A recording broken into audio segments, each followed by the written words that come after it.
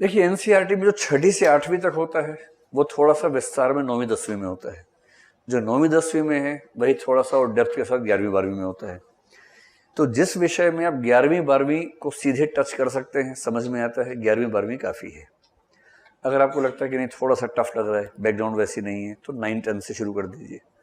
अगर समय भरपूर है आपके पास तो 6ठी से करने में भी कोई दिक्कत नहीं, क्योंकि 6ठी से 8वीं पढ़ेंगे तो 9वीं 10वीं में रिवीजन अपने आप हो जाएगी उसकी। फिर 11वीं 12वीं में सेकंड रिवीजन भी हो जाएगी, कुछ नई चीज़ें भी मिल जाएंगी। तो दोनों तरीके ठीक है। जैसे अगर आपने हिस्ट्री स्कूल तक पढ़ा हुआ है, आपको समझ हिस्ट्री की है, तो सीधे 11वीं 12वीं उठा लीजिए।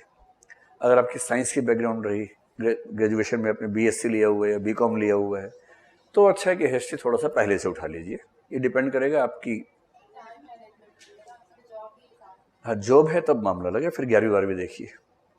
अगर आप सिर्फ पढ़ाई कर रहे हैं तो भाई 6ठी की एनसीईआरटी में कितना टाइम लगेगा। मेरा अपना ख्याल है कि 6ठी की हिस्ट्री की एनसीईआरटी पढ़ने में आपको अधिकतम 2 दिन लगने चाहिए। कितने दिन लगेंगे?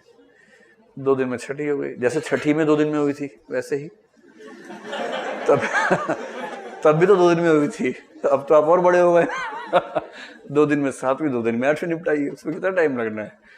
तो मेरी अपनी समझ है कि हिस्ट्री 6ठी से 12वीं तक करने में आपको 20 दिन लगभग लगने चाहिए, अगर आप फुल टाइम उसको कर रहे हैं तो ऐसे करते करते 6 से 7 महीने में आप 3-4 सब्जेक्ट की एनसीईआरटी खत्म कर सकते हैं। कोई बहुत बड़ी बात तो नहीं है। पर हाँ, अगर आप जॉब में हैं और समय मैनेज नहीं होता तो आप सीधे 11वीं 12वीं उठा के देखिए।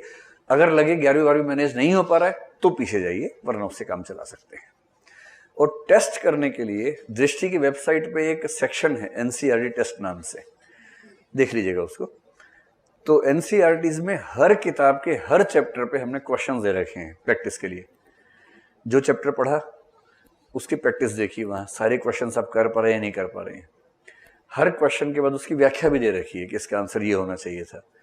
तो इससे आपकी एनसीईआरटी न केवल आपने पढ़ ली, बल्कि आप ये भी देख पाए कि आपकी पढ़ाई का जो निचोड़ है वो क्या निकला, वो निचोड़ ठीक